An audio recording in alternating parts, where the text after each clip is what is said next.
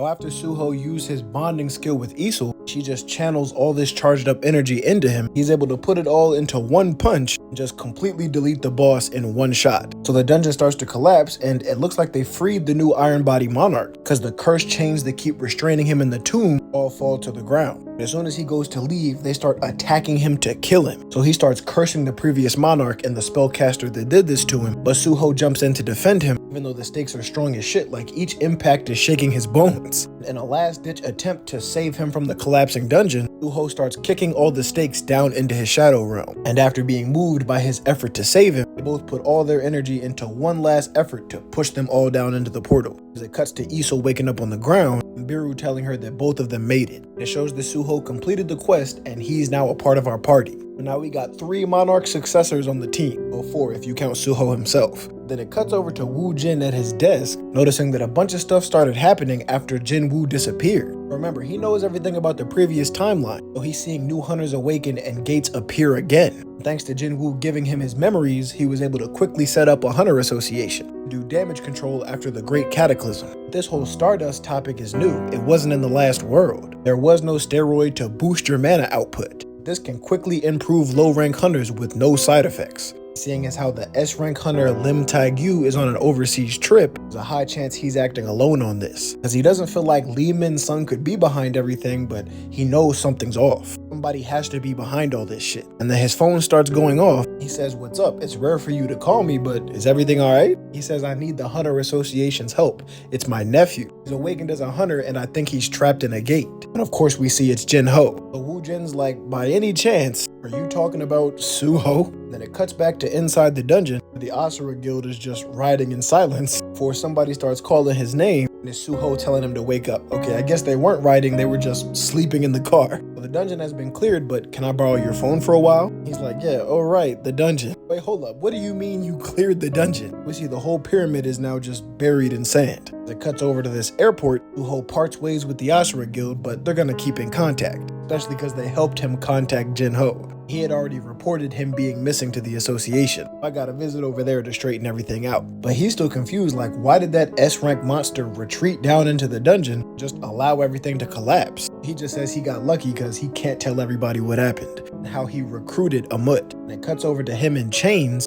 In the end, they couldn't be taken off. The spellcaster's magic was too strong. He's just stuck being chained wherever he is for all of eternity. Now he's just in the shadow dungeon because that's where they kicked the stakes. So since I couldn't free you, are you not gonna keep your promise? He's like, "Nah, don't worry about it. The original promise was for you to take me out that tomb. Maybe it's because the stakes are all over the place, but I'm able to have a bigger range of movement in here. And this is much more comfortable compared to that tiny tomb." So he's just taken aback, like, his vibe is very different. Then he grabs Suho by the hood and says also, for jumping high as shit up into the air, to perch himself high in the shadow realm and say, "Even though it's faint, I can sense the great nature I've been longing for. So as promised, I will follow you, young monarch." And it cuts back to him saying farewell at the airport. His bro's just taking a minute to think about all the shit he saw him do. He's summoning monsters, fighting, transforming himself, and he's supposed to be a B-rank hunter? Gotta hit up my guild so we can scout this kid. And they gotta take a plane because the gate that connected to Korea has been closed. He was able to level up 7 times thanks to that monster and the urgent quest.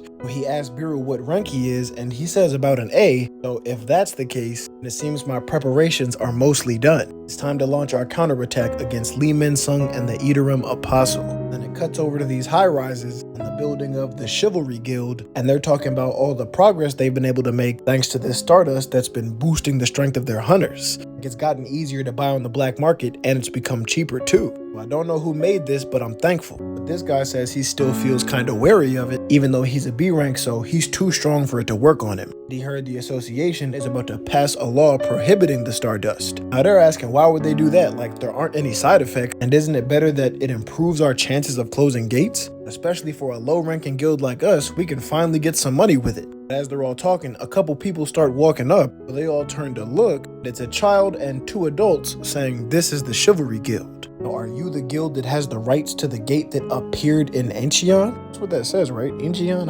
I've never seen that. They're just confused, like, why is a kid talking to us? "Yeah, this is the Chivalry Guild, like, why are you here?" And he just says it straight up, hand over the gate. So he's like, huh? I said hand over the gate, and he activates his mind control unlike everybody else in the building. So he's confused looking around like, what kind of joke is this? Are all of y'all just getting up and bowing to this kid? Like, what's going on? He says there are hunters that didn't consume the stardust. This is perfect. And he says from now on, none of you are allowed to use your sight or hearing. So they close their eyes and cover their ears. So bro is just in a panic, like, why are y'all obeying this kid? He's like, damn, I wanted to talk to somebody other than this asshole. Now, our creator wishes to possess the rights to the world without a master, and I came to fulfill his wishes. Now, bro starts upping his sword, like, what are you talking about? After coming here, I had some questions. He just breaks his sword with a flick while he's talking. And creations are beings made to execute the wishes of their creator, but you humans have acquired other purposes and move based on your own will. So what wish of the creator are you guys fulfilling? And I capped, he didn't break his sword, he just poked it earlier. And he's like, the creator? What the hell are you talking about? Just turn everybody back to normal. Like, is this some kind of cult religion? You might be a young kid, but I won't let you do as you please if you keep pulling pranks. But then the kid responds, a cult? Did you just blaspheme my creator? And Yo pulls out his own blade and like amplifies his energy onto it, so he goes to swing for the fences. But I think we all knew what was about to happen. And the slash didn't just go through him, but the whole damn building. And then the broken blade just hit one of the mind-controlled guys in the face. But I'm still trying to figure out why he looks so much like Jinwoo. Like, there has to be some kind of relation.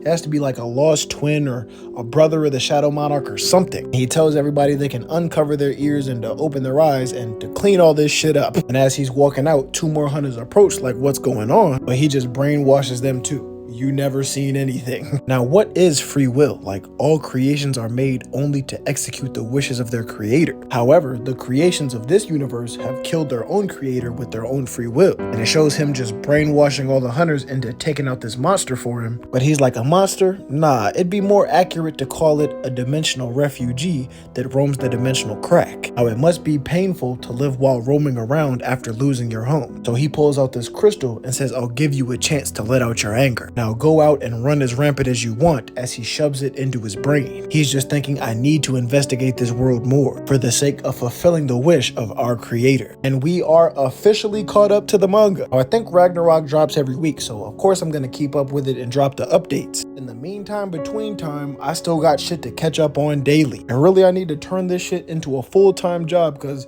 there's endless animes to catch up on. I love Kaiju number 8. People keep asking me to do Blue Line. I already have the page set up for Hunter x Hunter, and I just have to do One Piece. Like, I need to make this shit a full-time job and just do this shit all day. If y'all gonna keep listening, then I'm gonna keep fucking yapping. I hope y'all enjoy sitting through my next few narrations, because this Hunter x Hunter shit about to be like reading a damn novel. I know y'all been seeing Bleach. Bleach has been going crazy. And even shows that are already finished, like Attack on Titan, people wouldn't hate or reread to refreshen all those controversial ass topics and scenes in their minds. So let's get it. All of these up next.